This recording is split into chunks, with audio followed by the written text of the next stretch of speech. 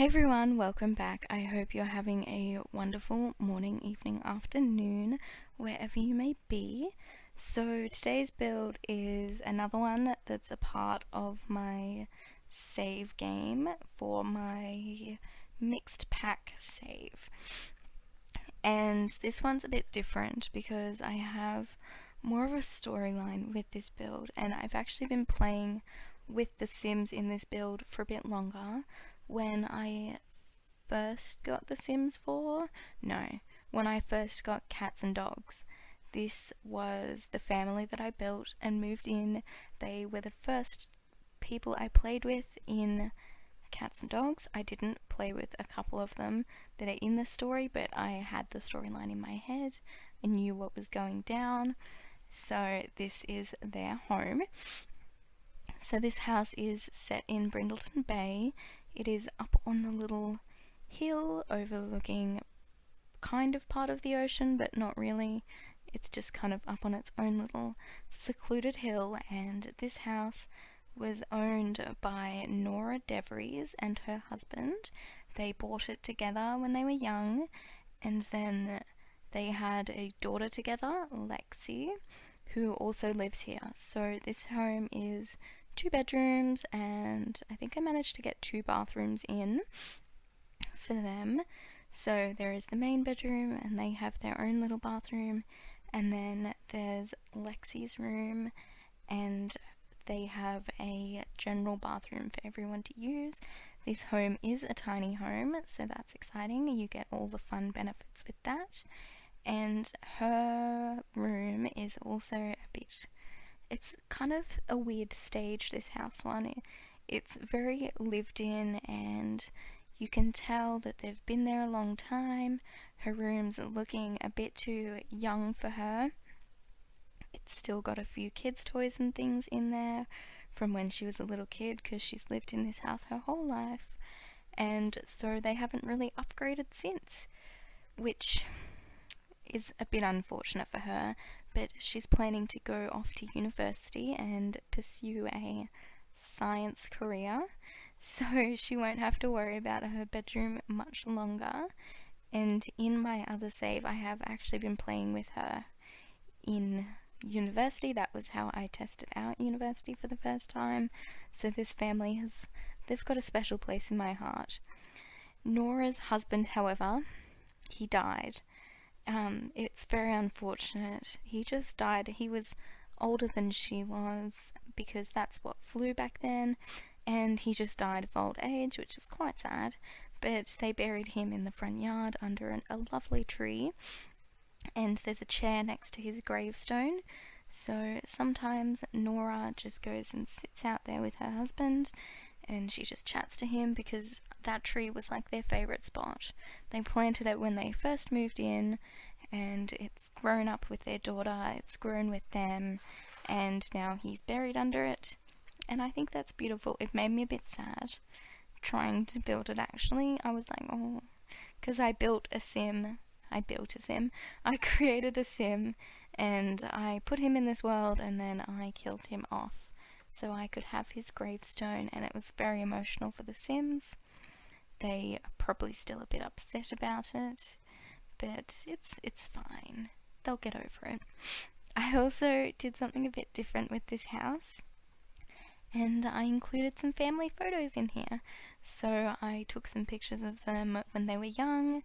I kind of staged a wedding for them and took some wedding photos and put them in the house, and I think that was so cute. I had so much fun doing it, but it was a bit chaotic. I would love to know an easier way to take pictures. I did download Pose Player, which I think I may end up using, because I don't want the story and like the Sims' lives to progress while I'm taking pictures. I just want them to age like a day.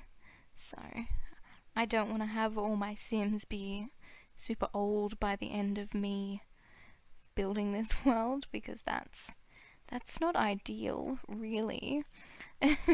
I'll also go through in the end and give these Sims some traits. Obviously they've got traits. I'll give them some like extra traits, and I think I'll give most of them careers. I haven't set Lexia off to university yet, but it is her aspiration. She has an academic aspiration, and she is a genius and neat and art lover, so I think she could have a fun time. There is also Nora, who in her husband's absence ends up getting a dog or a cat. I can't remember. I did put in some pet things. I believe it's been a while since I've seen this build, actually. I built it quite a while ago when I first decided I wanted to start my save. This was like the first house I put in. I thought it was very fitting that that family was the first one I put in. I've also filled it out with a few other builds that I have, just builds that I've built in other saves that I really liked and that I wanted to see in this world. So this will kind of be like my masterpiece of Sims builds, but it won't be as good as a masterpiece. It might be like a Jackson Pollock where it's just a bit of paint splattered on a canvas, which I know, I took art, that's not all it's about, there's a whole deep meaning, but it's The Sims, it's a bit of paint splattered on a canvas, which is just some messy builds on a messy save, because that's everything. That pretty much sums up everything. So this house is very much a cottage style, because I can't stop building cottages. I think I need help at this point because all I build lately is cottages. I'm obsessed with them. I love a cottage in The Sims. I think it's just because I really want a cottage. I want a cottage pack from The Sims 4, like a farming pack with cottagey items. I want cows and chickens, and I think I would cry if we got that pack. I really would. It'd be very embarrassing. And I think there's really no reason why we can't have a farming pack. There's already cows in Brindleton Bay that just wander around, I believe. There is sheep in Windenburg, and there's chickens in Solani. So all they really have to do is just put them all into a pack, and then make the chickens work like plants, or the bugs, how you just look after them and then they wander around the outside and occasionally you harvest their eggs. Nurture them. I think that would be so much fun. They already did it with smaller objects. Why not with chickens? I'd love a chicken. I'd also really love alpacas, which is probably kind of an uncommon farming animal, but I've been to plenty of alpaca farms. My auntie, she has alpacas on their farm, so I think it's only fair that The Sims gives us alpacas, or llamas, as they like to call them, because they have a lot of llama-themed things already. Why not add llamas to the game in a farm pack? That'd be a very good move on their behalf. I kind of believe they might be working on one, because there's just so many people that want one, and it would make sense. I want to see it. Some people don't, but I do. I really do. I want a farm pack. I just think it'd be so much fun. I love building farms. I don't want to live on a farm in real life, though. I've done that. It wasn't that fun. I just want to live on one in The Sims and have like hillbillies. You could have so many different kinds of farms. You could have juice farms, where you go grow lots of grapevines. You could have moonshine farms and have some hillbillies live there. You could just have like a veggie farm. You could have an animal farm. Although, as a vegetarian, I'm not a vegetarian for the animals, that's not it. But I think a lot of people who are vegetarian might get a bit put off if you have animal farms and you can harvest the animals to eat. I know you can already do it with bugs. You can have like cricket flour and you can make chocolate dipped crickets, I think. I could be wrong, but I think you can. I think that would be maybe a bit controversial if you could eat the animals instead of just like milking the cows or getting eggs off the chickens or just having pigs that look cute. I definitely think the eating of them would cause some issues. I don't want my Sims to do that. I don't want to eat the animals. I just want them there to look nice. Anyway, enough of my farming rant. Back to the build. We are actually nearly done with it. I spent way more time on this than I probably should have. Mostly the exterior. We're kind of just working on the gardens now.